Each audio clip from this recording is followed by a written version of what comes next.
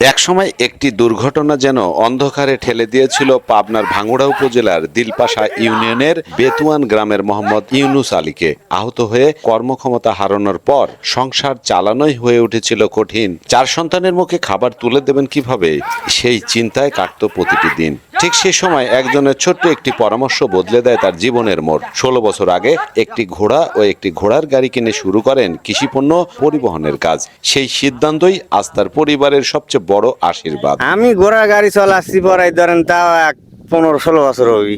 এখন হবি কষ্ট মষ্টরি আনালে আমার তো পেটের খাওয়ার লাগে, বোঝেন না। হঠাৎ করে ধরেন আমি একটা অ্যাক্সিডেন্ট করছিলাম, শেষে আর আমার আর চলার মতো পথ নাই। তো আমার এক জামাই বুদ্ধি দিলে যে বাবা তুই একটা ঘোড়া কিনে এই গাড়ি ব, তোর সংসার ভালো চলবি।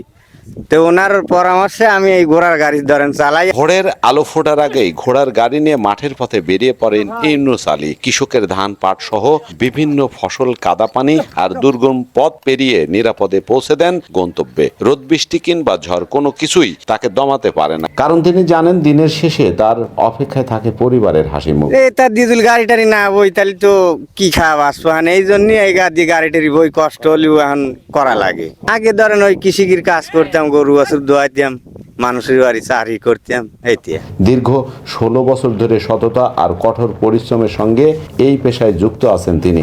ঘোড়ার গাড়ি চালিয়েই 4 সন্তানকে মানুষ করেছেন, সংসার গুছিয়েছেন এবং সম্মানের সঙ্গে জীবনযাপন করছেন। প্রতিদিন সব খরচ বাদ দিয়ে প্রায় 2000 টাকা আয় করেন তিনি, যা দিয়েই চলে পুরো পরিবারের ভরণ পোষণ। আমি ধরেন 4-5টা, আমার 5টা ছেলে। আমি এই ঘোড়ার বাড়ি আমি সব কিছু করেছি, যাই করেছি। ধরেন বাড়িঘর কিনতে পারিনি, কিন্তু আল্লাহ খুব ভালো চালায়।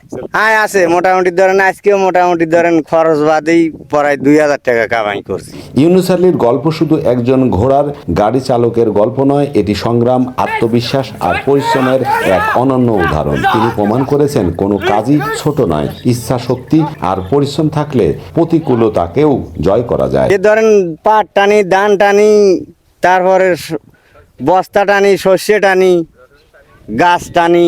বছরে কয় মাস ব্যস্ত থাকেন?